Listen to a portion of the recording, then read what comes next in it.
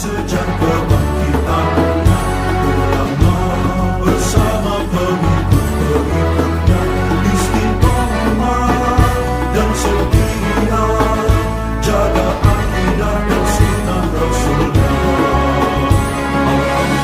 Alhamdulillah segala puji baginya, ulama bersama pengikut-pengikutnya istiqomah dan setia, menjaga agama manusia dan bangsa.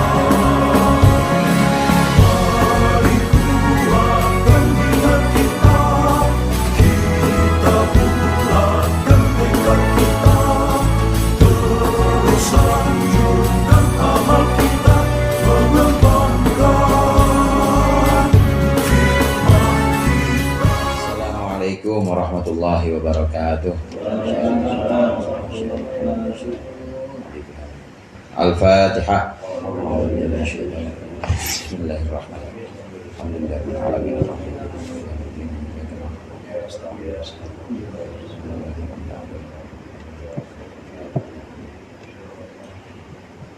Alhamdulillahi dzil jalali wal ikram ala ma akmalahu min dinil Islam. Allahumma salli wa sallim ala nabiyil huda war rahmah al-mab'uts bil kitab wal hikmah wa imam khatamin nabiyyin wa imamil mursyidin sayyidina Muhammadin wa ala alihi wa sahbihi wa atba'ihi ajma'in. Amma ba'd, fa inna ahsanal hadithi kitabullah wa khairul hadi hadi Muhammadin sallallahu alaihi wasallam wa syarrul umuri muhdatsatuha wa kullu muhdatsatin bid'ah wa kullu bid'atin dhalalah wa kullu dhalalatin finnar. Segenap jamaah al-halaqatul munfarijah yang dirahmati oleh Allah, sebagaimana biasa sebelum kita mulai zikir, kita lanjutkan kembali pengajian kitab Mau'izatul Mukminin. Keutamaan memberikan makanan atau menjamu tamu sudah kita bahas. Juga keutamaan tentang makan bersama. Makan bersama, baik bersama 3 golongan, bersama teman-teman kita atau yang memang turu-turu kita, atau bersama orang yang berkuasa, penguasa, orang-orang kaya, atau bersama fakir. 3 kelompok ini yang memang harus masing-masing kita bedakan. Artinya sikap kita itu harus kita bedakan bagaimana kita makan di hadapan kelompok yang mana. Nah, berikut ini adalah pembahasan tentang keutamaan menjamu tamu. Keutamaan menjamu tamu dan juga keutamaan mengundang orang untuk makan. Qala al-musannif rahimahullah wa nafa'ana bihi wa bi ulumihi wa bi barakatihi fid dharain amin. Bayanu ma yakhussu ad-da'wata wad-diyafata. Fadilatud diyafah. Ini adalah penjelasan tentang sesuatu yang membuat istimewa mengundang dan juga menjamu tamu. Yang pertama, keutamaan dari diyafah atau menjamu tamu. Keutamaan menjamu tamu. Qala sallallahu alaihi wasallam, bersabda Rasulullah sallallahu alaihi wasallam, man kana yu'minu billahi wal yawmil akhir falyukmin falyukrim dhaifahu. Siapa orang yang beriman kepada Allah dan hari akhir, maka hendaklah dia memuliakan tamunya. Wa fi atharin la khaira fi man la yudayyifu. Tidak ada kebaikan fi man la yudayyifu, dalam orang yang tidak mau menjamu tamu. Iman kepada Allah, iman kepada hari akhir, ini adalah simpul dari rukun iman. Kita tahu rukun iman ada 6. Nah, simpulnya itu 3 hadirin. Iman kepada Allah, iman kepada Rasul, dan iman kepada hari akhir. Nah, ujungnya sama pangkalnya disebutkan di sini. Sering Rasulullah menyebutkan 2 simpulnya, iman kepada Allah dan iman kepada hari akhir. Kalau iman kepada Allah dan iman kepada hari akhir, pasti namanya palanya udah dipegang sama buntutnya dipegang, pasti udah iman juga kepada Rasul, iman juga kepada kitab dan kepada yang lain-lain. Karena ini sudah menjadi simpul yang harus diimani oleh seorang mukmin. Siapa orang yang beriman kepada Allah dan kepada Rasulnya, maka pembuktiannya itu harus antara lain adalah harus dengan memuliakan tamu. Memuliakan tamu yang datang ke rumah kita itu kita muliakan. Ini termasuk cara kita membuktikan bahwa kita iman kepada Allah dan iman kepada hari akhir. Ada beberapa rangkaian memang dalam hadis ini. Ada yang fal yakul khairan aw liyasmut. Siapa yang iman kepada Allah dan hari akhir, maka katakanlah kebaikan atau diam aja kalau nggak bisa mengatakan kebaikan. Ada juga fal yukrim jaroh, hendaklah dia memuliakan tetangganya. Tetangga, tamu termasuk di sini, termasuk pembuktian dari iman kita kepada hari akhir.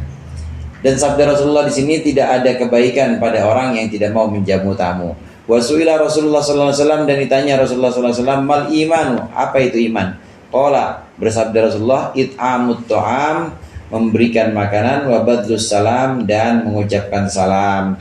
Termasuk iman itu wujud atau ke realisasinya itu adalah memberikan makanan dan juga memberikan salam, mengucapkan salam. Iman itu adanya dalam hati. Kalau ada dalam hati, belum ada pembuktian, maka sulit mengukurnya. Harus ada pembuktian, harus ada realisasinya. Realisasi dari iman antara lain adalah memberikan makan. Kepada siapa? Ya kepada tamu. Dalam bab ini adalah kepada tamu. Memberikan makan pada orang-orang yang memang dianjurkan di sini dalam bab diafa. Kemudian juga memberikan salam. Wa qala sallallahu alaihi wasallam fil kaffarati wad darajati, dan Rasulullah bersabda dalam kafarah dan dalam derajat-derajat yang bisa diperoleh seorang mukmin, it'amut ta'am was salatu bil lail wan nasu niyam, yaitu memberikan makan dan juga sholat di malam hari, wan nasu niyam, padahal sedangkan orang-orang dalam tidur atau sedang tidur semuanya. Termasuk yang bisa menjadi kafarah. Kafarah itu, hadirin, penghapusan dosa. Dosa kita itu dihapuskan oleh Allah. Allah enggak secara tiba-tiba atau enggak langsung menghapus dosa-dosa kita, kecuali melalui amal-amal baik. Karena sesungguhnya amal-amal baik itulah yang bisa menghapus dosa kita. Dari sholat ke sholat, dari Ramadan ke Ramadan, dari Jumat ke Jumat, itu bisa jadi penghapus dosa kita. Jumat kemarin ketemu Jumat lagi, maka Jumat yang berikutnya, Jumat yang akan datang ini bisa jadi penghapus dosa di antara Jumat sebelumnya dan Jumat berikutnya. Sholat juga demikian. Nah, kalau Allah memberikan kafarah, memberikan pengampunan dosa, ini artinya Allah membimbing kita untuk melakukan amalan-amalan baik, melakukan sholat dari sholat ke sholat, melakukan Jumat dari Jumatan ke Jumatan, melakukan puasa dari Ramadan ke Ramadan. Allah membimbing kita melakukan amalan-amalan itu, maka itu berarti Allah sudah memberikan ampunan kepada kita. Amin. Jadi tanda-tandanya dapat kafarah itu adalah dibimbing oleh Allah melakukan kebaikan demi kebaikan. Termasuk kebaikan di sini adalah it'amut ta'am wassalatu bil laili wan nasu niyam, memberikan makanan dan juga sholat malam, sholat tahajud. Orang-orang pada tidur, dia sholat malam demi malam, malam pertama ke malam kedua ke malam ketiga, terus antara satu malam dengan malam berikutnya, ini bisa menjadi kafarah.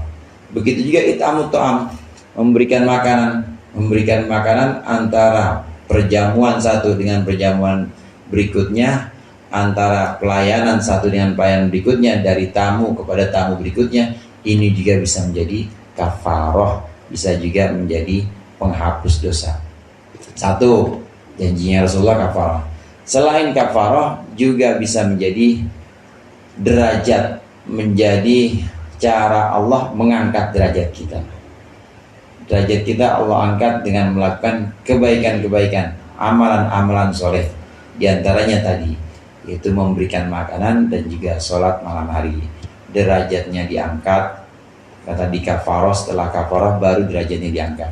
Memang kalau pengen naik kelas, itu kan nilainya kudu bagus dulu. Nah, kalau nilainya mau bagus, yaitu kasus-kasus harus dihilangin dulu. Jadi jangan sampai dipanggil sama guru BK ya, zaman guru BK, yang jangan sampai ada poinnya yang batas poinnya itu udah benar-benar melebihi batas poin yang seharusnya. Jangan sampai, jadi bagaimana dihapus dulu itu kesalahan-kesalahan, kasus-kasus, namanya kafarah. Kalau kasus-kasus sudah nggak ada, dosa-dosa sudah tidak ada, kafarah maka kemungkinan berikutnya kita masih melakukan kebaikan-kebaikan, maka itu artinya Allah naikin derajat kita. Para nabi juga demikian. Para nabi melakukan amalan-amalan soleh itu bukan untuk menghapus dosa. Orang nabi nggak ada dosanya. Nabi kan maksum. Nabi itu punya sifat terjaga, terpelihara dari dosa.